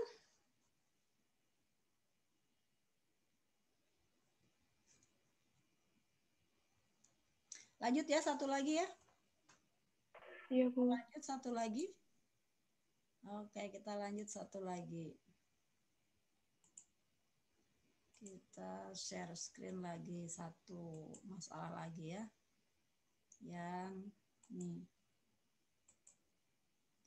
Oke, nah sekarang bagaimana kalau kita ubah sedikit soalnya ya. Nah, kalau yang tadi itu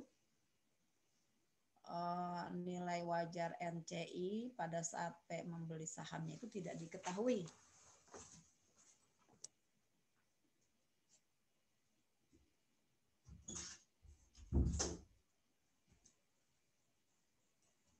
Tadi itu hanya disebutkan bahwa P beli 70% itu 700 sehingga total nilai perusahaannya 1 juta. Ya, nggak ada informasi nilai wajar NCI-nya berapa, sehingga kita berasumsi nilai NCI-nya adalah 300 gitu. Jadi 1 juta itu dibagi 2, 700.000 P, 300.000 S ya. Nah, sekarang bagaimana kalau fair value S-nya itu diketahui 420.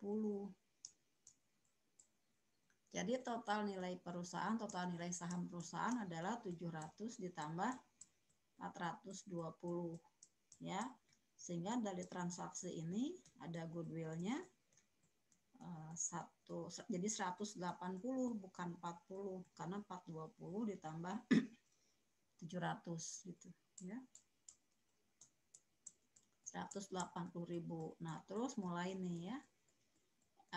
Ininya sama aja tahun 2016 S memperoleh net income 150 membagikan dividen 40 sehingga net asetnya sama seperti tadi.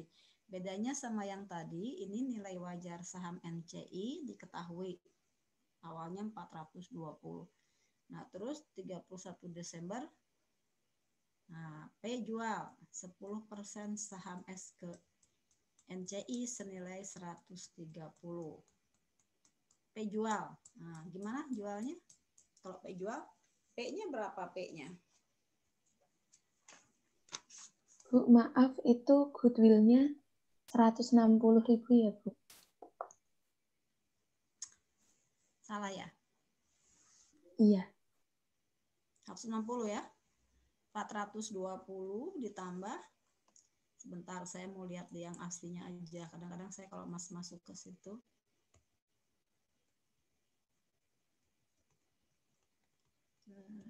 Sebentar.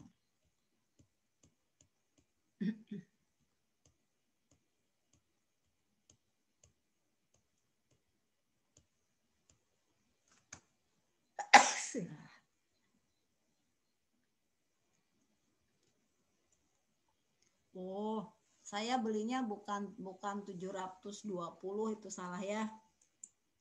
Saya belinya bukan 700, ini saya ganti 720. Coba lihat di bahan ajarnya. Oh iya. Bahan ajarnya. Nah, di bahannya 720. Jadi berarti di sini 720. Ya. Karena pas bikin PowerPoint saya hanya memindahkan dari yang soal yang di 13 pindah ke 15 gitu ya, itunya slide-nya. Lupa nggak diganti ya. 180 gitu. Nah, terus sekarang mau P jual dulu atau P beli dulu? Ya terserah kalian, sekarang ceritanya di sini P jual dulu. Nah, P jual dulu gimana kalau P jual dulu? Berapa itu yang si P? Asalnya berapa? Asalnya 720 ya.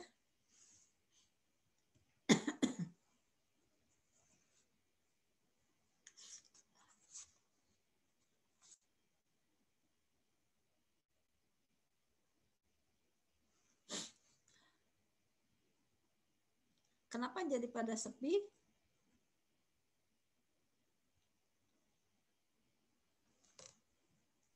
Masih memahami, Bu. Oke. Coba lihat di situ tuh di yang selanjutnya ya.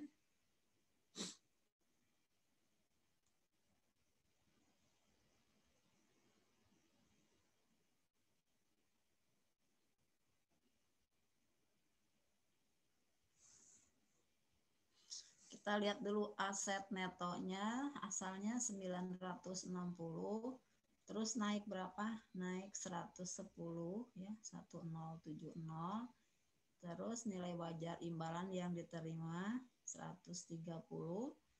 Nilai buku investasi yang dijual ke NCI itu 10% kali 1070 ditambah dengan goodwill unamortized excess 125 ya.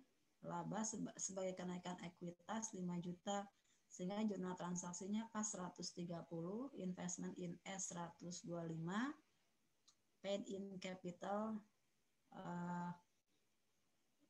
juta ya. Jadi kalau lihat di sini kita nggak bisa lagi yang seperti tadi ya. Kalau yang seperti tadi kan di dalam 720 itu sudah ada goodwill belum? Kalau lihat di sini kita yang kita lihat adalah nilai total si S-nya ya. Aset netonya 960, kenaikan 110, aset netonya 1070 ya. Terus ditambah dengan goodwillnya berapa? 180. Jadi berapa itu? 1070 ditambah dengan berapa tadi goodwillnya? 180. Jadi 1.250. Jadi total nilai perusahaan itu ya 1.250 itu 100%-nya. Nah, terus dijualnya berapa? Dijual 10%-nya. 10%-nya berapa? 125. Nah, terus kita dijualnya 130. Jadi labanya di sini 5 juta. Jadi kas 130, investment in S-nya 125, paid in capital-nya 5 juta.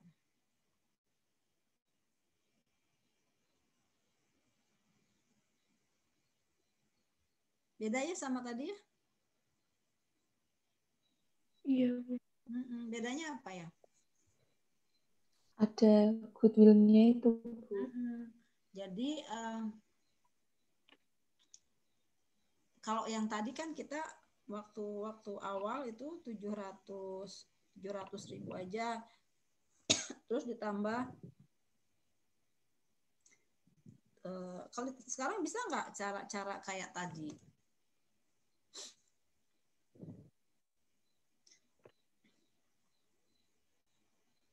Nggak bisa ya. Kalau misalnya tadi 720, awalnya kan si investment in S-nya 720. Terus ditambah income sama investment berapa sih? 110 ya. 110 kali 0,7 berapa? 110 dikali 0,7 berapa? 77. Kalau ini kan tadi 777. Kalau sekarang berapa? 797. 797.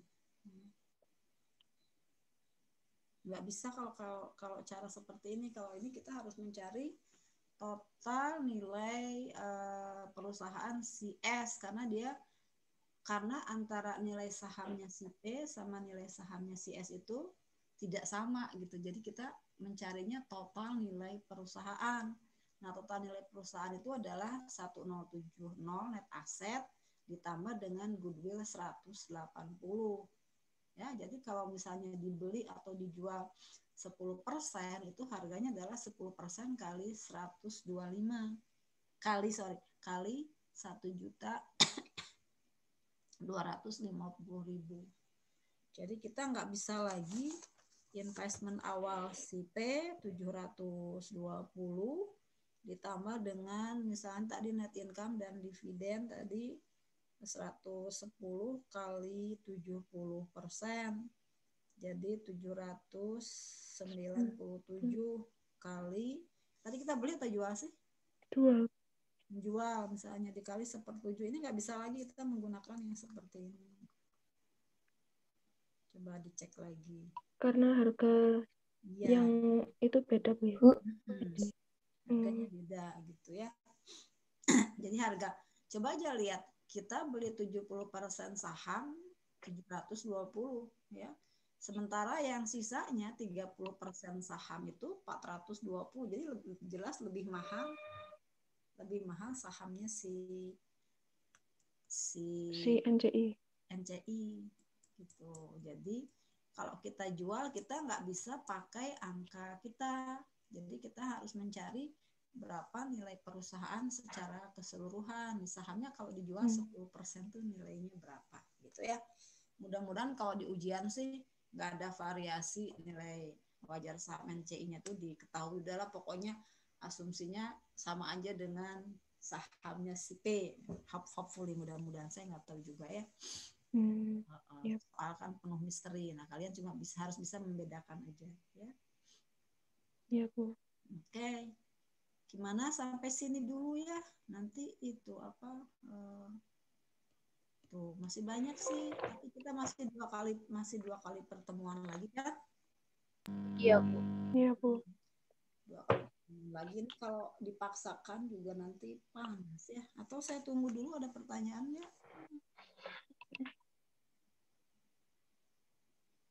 Bu, izin bertanya Bu. Berarti kalau misalnya diketahui nilai NCI-nya itu tidak sama, pasti nanti menghitungnya itu ditambah sama unamortized-nya itu ya Bu? Karena ada selisih ya Bu? Iya, ada selisih. Oh iya. Ya. Ya Bu. Kalau dengan harga seperti ini sih nilai saham saya itu jadinya sebetulnya lebih tinggi ya. Kalau berdasarkan catatan saya sih harusnya kalau tadi 797 dikalikan 1/7-nya itu dia 113-an lah ya. Tapi ternyata nggak seperti itu gitu. Nilai saham perusahaan itu adalah 125.000 gitu. Ya, tapi bisa juga kalau misalnya mau didebat gitu ya. Mau didebat kan kita pembukuannya kan 720 ditambah 77 ya. Jadi kalau tambah 77 kan 797, kalau dijual 10%-nya ya harusnya 113 ya. 10%-nya gitu ya. Tapi saya menemukan ini seperti ini ya di buku. Ini nggak ada sih kalau di BIMS ya. Karena kalau di BIMS itu asumsinya harga sahamnya waktu kita beli itu harga sahamnya si parent sama si NCI itu sama aja nilainya gitu ya. Tapi kalau saya sih dilihat di PSAK aja, coba aja lihat. Itu yang goodwill itu adalah fair value-nya si P ditambah fair value-nya si NCI dikurangi dengan nilai wajar aset neto yang teridentifikasi, selisihnya goodwill gitu. Atau kalau kita mau mencari selisih itu adalah fair value P sama fair value NCI dikurangi dengan book value aset neto. Selisihnya adalah excess ya. Jadi sebetulnya tidak sesederhana seperti yang di BIMS asumsi parent sama NCI itu nilai sahamnya sama gitu ya. Tapi nggak apa-apa lah, udah kita kan patokannya ke bukunya BIMS itu. Saya hanya istilahnya variasi ya, variasi nilai wajar NCI-nya diketahui kan. Seingat saya di awal-awal kita cerita konsolidasi juga diketahui ada cerita seperti ini ya saat kita menghitung goodwill. Oke. Ketika masuk bab 3 awal-awal. Oke, sampai di situ dulu. Ada pertanyaan? Oh ya, satu hal. Oke, tadi siapa yang merecord? Saya Bu. Tolong ditutup dulu recordingnya. Udah.